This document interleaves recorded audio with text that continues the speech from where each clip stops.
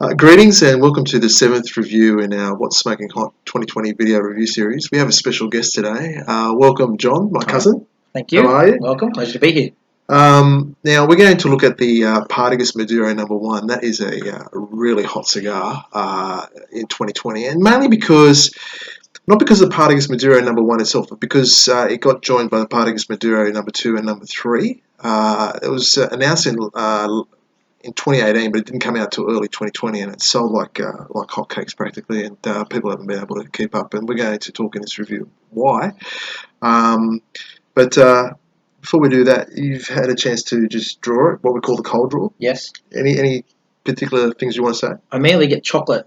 Just the very much pops straight to mind is a chocolatey flavour. Yeah. So yeah, I'm looking forward to it. Yeah. And chocolate, yeah. Maybe one of those characteristics of Maduro cigars, and we'll talk more about that when we come back, when we line up and smoke through the first third.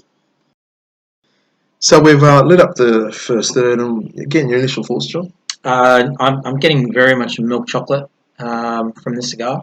We were talking earlier. One of my staples in my humidor is the Series E No. 2, and this is a lot like that.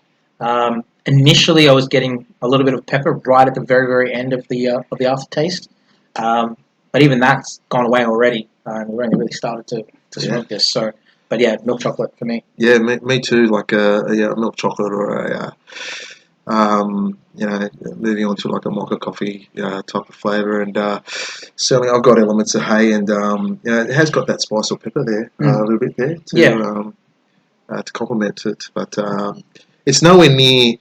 It's nowhere near like the old Partagas D4 pepper hit, or the Partagas cigars of yesteryear that were old school Partagas from the 90s that were full of earth and full of mushroom or forest floor type flavours and full of strength. This is way more refined. Very refined. Very refined. And I think initially very mild. Very mild.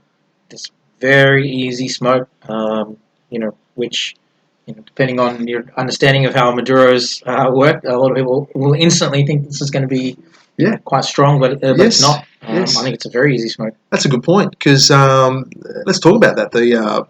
It's a Maduro cigar, and in terms of what that means in terms of Cuban cigars, it means something a bit different than non-Cuban cigars. So for Cuban cigars, the first Maduro releases were the Cohiba Genios, Magicos, and the Secretos in 2007, and those cigars took quite a bit of time to settle, quite a bit of time, well over 5 years, maybe pushing up to the 8, even more, to really mature. They imparted a strong chocolate and coffee flavour on those cigars, and they still do. These Maduro cigars in the Partagas line. It started off with the Partagas Maduro No. 1, and the Partagas Maduro No. 1 was released by itself in 2015, 5 years ago.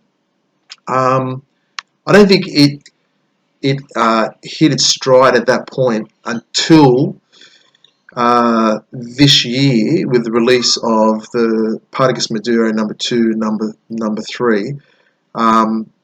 When Partagas Maduro No. 1 first came out, it was an LCDH or Habanos specialist release, and now it's just a regular production release with those other two Maduro cigars. And like you said, John, that Maduro, people think it's strong because it's a darker wrapper, but the Maduro in the Cuban sense, it can refer to two things. It can refer to the color of the wrapper. So when we talk about wrapper shade or color, we talk about 5 different shades. The middle one being Colorado, the lightest one being Claro, the darkest being Maduro, and in between are Colorado Claro and Colorado Maduro.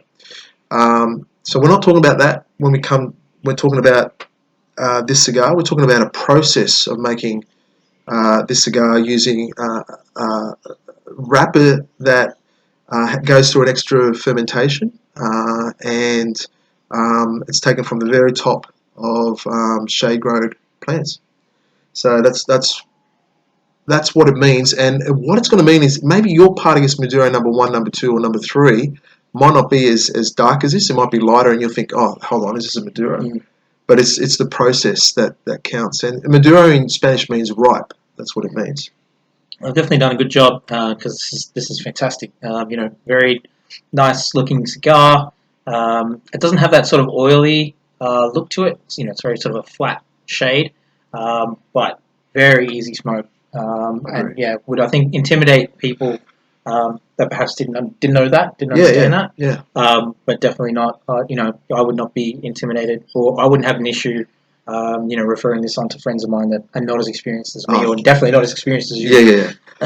So I can tell you, John, that and for those watching the video, if you're not aware, that the since the Maduro number 2 and number 3 came out at the beginning of 2020, they've been really tough to source. As has been the Maduro number 1, there's been that much demand, and I think, look, I think rightly so. One characteristic of all these cigars we've done in this review series is how well they've smoked, how much flavour they have, and one other thing that's linked them for me. I don't know how your cigar smoking, but I get a lot of smoke per draw. Yes. A lot of flavour, a lot of smoke per draw, and I think that's one of the common things that I'm getting, and I'm certainly getting that out of this cigar. Plenty of flavour. Absolutely, me too. Plenty of smoke. I think we'll try and retrohaling earlier. That was easy to do. Wasn't sort of painful, but there was plenty there. Be patient and enjoy it. Yeah. I retrohaled right off the bat at the beginning. I'm not. If you've seen my videos before, you know that I'm not really prone to. I'm not keen on retrohaling, but this was very light through the nose, very easy to retrohale. So so far so good. Very, very good. Happy with it. We'll smoke it down into the middle third. We'll come back and give you some more thoughts on the cigar. So let's talk about Partagas as a market. It's a big brand, and it established itself early on. So Partagas was founded by Don Jaime Partagas. That's how you say his name. And this man was quite innovative and quite visionary and quite autocratic, for want of a better word.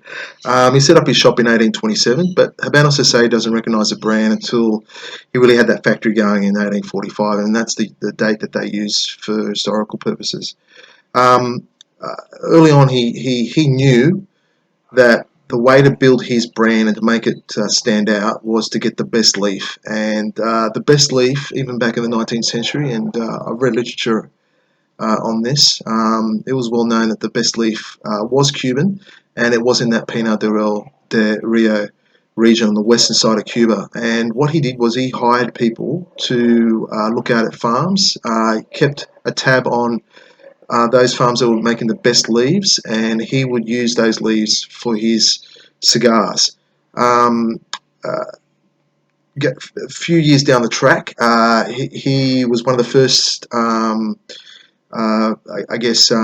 brand managers that got people to read in his factories, and that happened. The first time it happened was in 1865, and he implemented that about 4 months later in 1866. And the other thing that he did was he built up his brand to have about 67 different sizes, John. Okay. I mean, that is serious amount of cigars, and some of those cigar sizes, off the top of my head, they live with us today. Cigars such as the Salomonis, the Celestialis, Perfecto, the Cazadores, Lonsdale that you get in the OYJ Cazadores, Hermosus number 4, Coronas, just to name a few, and the Pyramidi. Not a big cigar in the 19th century, but Pyramidi made it famous for the Monte Cristo number 2 in the 20th century. So he did that, and then when he passed away, his son took over the business and kept it going. And in the 20th century, cigar factories started to form conglomerates. Partnerships started to happen. And what happened was, like any sort of growing business, and John, I think you understand this, what he did, not Don Jaime himself, but the people running Partagas, what they did was they took over other brands and then build up Partagas, and they took over Bolivar, Ramona Juanes, La Gloria Cabana, and those brands are still with us today and still made in the Partagas factory. So that still lives on. So by the time of the Cuban Revolution in 1959, now in total, there's in regular production, there's 201 sticks across 27 brands today. In Partagas in 1959, there was 265 sticks by itself. I'm not making that up. By the 1970s, they had deleted about 100, and so they're not on Cuban Cigar website. There'd be too many to list on Cuban Cigar website. But when Habanos SA went into partnership with Altitas in the early 2000s, and they rationalised, they cut down all the cigars that were the same size. They deleted a further 18 at that point. So today I think we're left with 23 Vitolas. Yes. So, and you mentioned, John, one of them before. It was the biggest selling one in the world. Oh, D4. What are your thoughts on that one?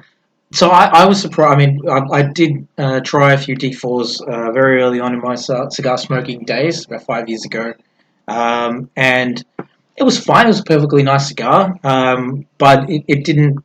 I didn't go back and buy more. Okay. I ended up going off in a different direction. I was looking for something sweeter at the time. Yeah. So yeah, a perfectly nice cigar, but just wasn't for me. I guess one I should put on my list to come back around again now that, as my palate sort of matured and I've gotten more into it. Maybe I should try it again. Partagas shorts, you had them?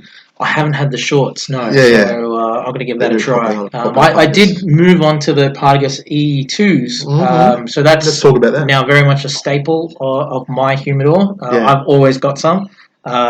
So that's a regular smoker for me. And this cigar reminds me a lot of those E2s. Yeah. Similar size, similar sort of flavor profile. Yeah.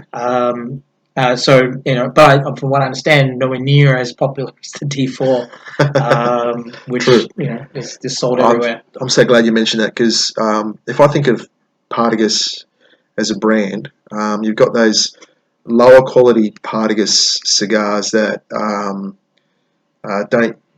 they're not as equal quality to the premium cigars we mentioned, like the Partagas Shorts and the Partagas D4. And you've got other cigars that are more prestigious in that line, such as the Partagas 898, the Partagas Lusitanas, which we've talked about today, and the Partagas E2. And if I was able to differentiate the brand, I would say if you have the Partagas D4 or the D5 or D6 or some of those cigars, they're more, or the Partagas Pyramidi P2, they emphasise the coffee side of Partagas. Whereas the E2 and say the Lusitanas really emphasise that sourdough. And in my opinion, this Maduro number 1 is like an E2 wrapped in a Maduro wrapper. That's how I feel about it. It imparts just like cocoa. Yes, there's definitely that sourdough flavor comes through, along with the chocolate that we were talking about earlier. Totally that's right. still there. Any other thoughts you had while you're smoking through a cigar? Again, I'm surprised at how mild it is. Still, even halfway through the cigar now, it's very easy smoke, very mild flavor. The chocolate really dominates. Milk chocolate, not a dark chocolate, so it doesn't have the bitterness. It's on the sweet side. Yep. I'm really enjoying it. I'm really enjoying it too. All right, we'll leave it there and we'll come back into the last third and give our concluding thoughts. So we're coming into the last third, and for me, John, it's just been super mild. And I'll get you to discuss some of the scotches that we've drank with this cigar today. Absolutely. So yeah, totally agree. Very, very mild cigar. So we've tried 3 different scotches, just little nips of each one. So we've had a Glenfarclas 105, we've got cask strength Glenfarclas 60% ABV.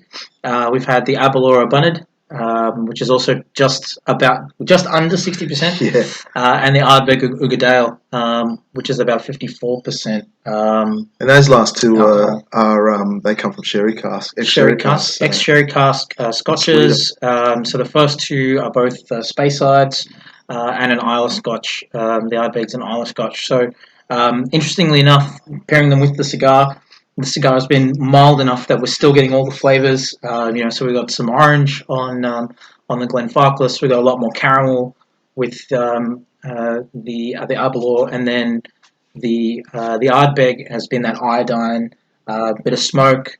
Not incredibly strong. Still got the sweetness, but all those flavors are still coming through even with the cigar. So definitely, the kind of cigar that you can pair with your favorite drink. Totally agree. And the drink will stand up. Yeah, I totally agree. It's not the type of cigar where it deserves to stand on its own, and you're worried about having a drink with it, and it's going to overpower it at all. And look, I'm not. I like. I mainly like to drink coffees with cigars, but when I have a drink, I might have a like an old fashioned cocktail or a cognac or a bourbon. I'm more on the sweeter side, but when I do have a scotch on the other occasion, I like to have a good one, and they were three really good ones. And I can tell you, folks, that they didn't overpower this cigar at all. This is a really quality, mild, refined cigar. Very easy smoke. Still getting lots and lots of smoke coming through. Lots of flavor, and yeah, very very good as a pairing. Yeah, very very good. All right then. Well, thank you again for your time. I hope you enjoyed the review, and we look forward to coming to you with the next video in this video review series. Until then, happy smoking. Bye for now. Bye.